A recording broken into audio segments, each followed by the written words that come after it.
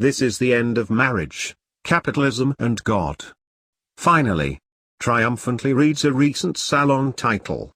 It's not exactly an original sentiment. The sickly but self-deifying Friedrich Nietzsche announced in 1882 already that God is dead.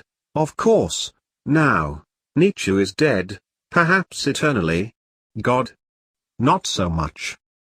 The Salon author is one Jeff DeGraff, a professor and dean of innovation at the University of Michigan. His thesis is that the millennials, those born 1982 through 2004, approximately, are rejecting organized religion, belief in God, marriage, and capitalism, and thus may lead us into some brave new world. He writes in his subtitle, "My fellow boomers might mock millennials, but what if the new generation has the big questions absolutely right?" Now, when discussing this intergenerational eye-rolling, one may want to consider G.K. Chesterton's observation, "I believe what really happens in history is this: the old man is always wrong, and the young people are always wrong about what is wrong with him." The practical form it takes is this, that, while the old man may stand by some stupid custom, the young man always attacks it with some theory that turns out to be equally stupid. In fairness to DeGraff, he's not standing by any stupid custom, or any smart one. And his title is as much a hook as anything else. He acknowledges that he can't really know the future. Yet he makes some common mistakes. We recognize that people are largely products of their upbringing. Despite this, we'll analyze a given generation as if it's a breed apart as opposed to what it almost always will be, and is in the millennials' case, the next iteration in a pattern. Consider marriage. DeGraff points out that over half of all American women under 30 who give birth are unmarried. In the general population, the figure is approximately a third. Yet it's not as if America went from chastity to a chastity bono mentality overnight. The Pew Research Center did report in 2010 that only 22% of millennials believe that more people living together without getting married is a bad thing for society. But now consider the percentages in each generation who answer yes, based on Pew classification, ages as of 2010, silent generation, aged 65 plus, 58%, boomers, 46-64, 44%, Generation X, 30-45, 31%, Millennials, 18-29, 22%. The pattern is clear. And the greatest disparity is not between millennials and the previous generation, but between the silent generation and DeGraff's, the boomers. Perhaps self-reflection is in order. DeGraff also writes that when adjusted for levels of education and economics, the illegitimacy numbers skew dramatically higher, an example being the black community, where approximately 73% of children are born out of wedlock. And when discussing this, we readily acknowledge how family breakdown causes a whole host of social ills, as the social scientists in the fine documentary Demographic Winter point out. The nuclear family is the gold standard. Nonetheless, DeGraff writes that the end of marriage may also be a sign of something great, as Scandinavian countries exhibit the same phenomenon and by most discernible standards, they are prospering. But what's discernible depends on your discernment. One destructive result of family breakdown is more children entering foster care. Such youth are generally riddled with problems.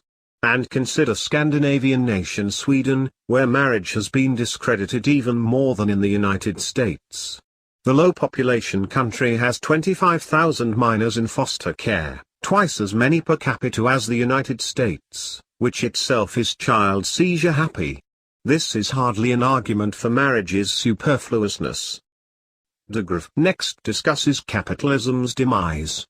Now, in reality, we should seek the end of capitalism, the term. This word was originated by socialists for the purposes of demonizing economic freedom, the latter being the preferable term. Given this dubious pedigree, is it any wonder that millennials have a negative view of capitalism and reckon socialism more positively? Again, this is precisely the result the term's authors desired. And this really is semantics to a degree.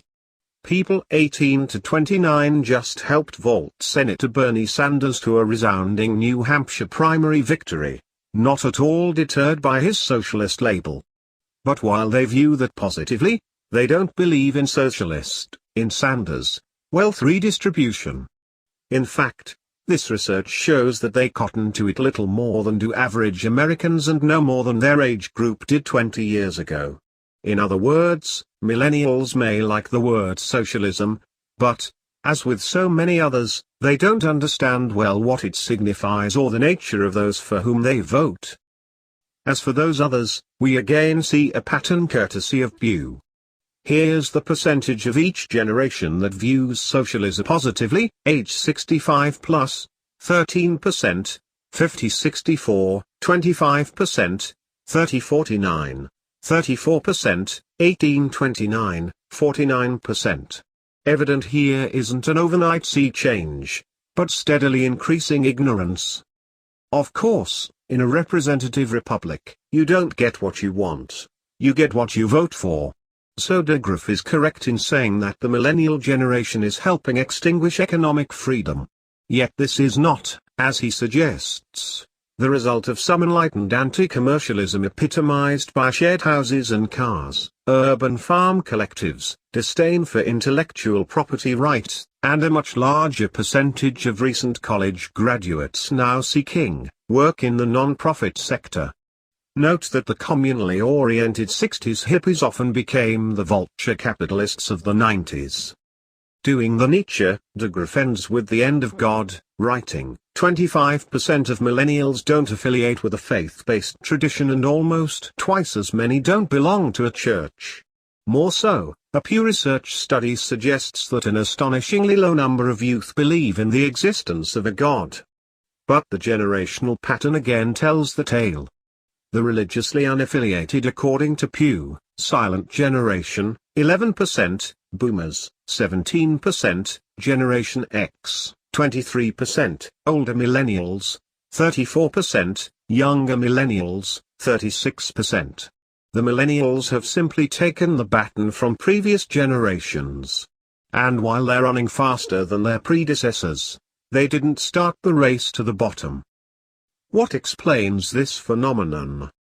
DeGraff mentions a push away from church dogma regarding same-sex marriage and reproductive rights and a pull towards science and personal development, abuses by clergy, and social media's savvy millennials who are increasingly rejecting the hierarchy of the church. Of course, though, science is nothing new, and insofar as reproductive rights means prenatal infanticide, note that the pro-life position has gained support in recent decades, not lost it. More significantly, however, these issues and developments of the day don't explain patterns predating even yesterday. In fact, it appears faith in the West has been declining since the Renaissance. Truly understanding a cultural phenomenon requires grasping its deepest causes, philosophical ones. As to the issue at hand, imagine you believed there were no rules governing human nutrition, that what was good or bad was all relative, mere preference. Would you spend money on nutritional books or listen to self-appointed experts in the health trade hierarchy? With no rules to learn and be governed by, the best yardstick you'd have to go by is your palate. Your credo would then become, if it tastes good, eat it. Now, what if you supposed there were no rules governing man's behavior? This is what most Americans essentially believe, mind you. As the Barna Group reported in 2002, 64% of Americans are moral relativists, fancying that what we call truth is always relative to the person and their situation. And the pattern of generational degeneration was evident, with 83% of teenagers, millennials, believing so. Strikingly, only 6% of them believed in truth, by definition absolute. This renders Christianity seemingly irrelevant. After all, the faith teaches that Jesus died for our sins. But if everything is relative, there is no sin, only preference. There then was no reason for Jesus to die. No sin means no need for salvation. So don't wonder why modern people are leaving the church. From the relativistic perspective, it makes no sense to do otherwise. More generally speaking, if everything is relative, mere preference, why should I subject myself to the moral constraints of any religion? I should rather be a hedonist. For without truth as a yardstick for behavior, the best guide we have left is emotion. Our credo then becomes, if it feels good, do it. And, no surprise, Barner found that among Americans the most common basis for moral decision-making was doing whatever feels right. This is implicit in de Graaff's commentary. He writes that millennials might well be creating their own personalized spiritual playlist, and rather than furthering a greater good, millennials are furthering a greater personal good. This isn't to say that young people are selfish. Actually, it appears the very definition of selfishness. Of course, everything will be personal to persons who, not believing in God, the truth, have only their own feelings to help them negotiate reality. To those believing in nothing greater than the self, self is everything. The good news, if one can call it that, is that the phenomenon de Graaf explores is a Western one. Most of the world rejects or is indifferent to our social libertinism and faux marriage agenda. The world in general is becoming more religious, with not just Islam but even Catholicism gaining adherents, slightly in excess of the rate of population growth, and the religiously unaffiliated and atheistic are projected to become a smaller percentage of world population. How could this be? Because the West is putting itself out of business. De Graaf says that our social innovations are a source of vast possibility and that he's excited for it, apparently oblivious to a simple fact: the godlessness, self-centeredness, eschewal of marriage, and other manifestations of modernism he welcomes lead to declining fertility rates, and the peoples who birthed Western civilization all have rates below replacement level, 2.1 children per woman. De Graaf naively wonders how well Western Man 7.0 will operate, not realizing that he's poised to become a discontinued model. Worse than an older generation reflexively condemning the next is mindlessly encouraging its movement toward an abyss, convincing its members there's some great new evolution in the family of man, when all they're doing is continuing very, very old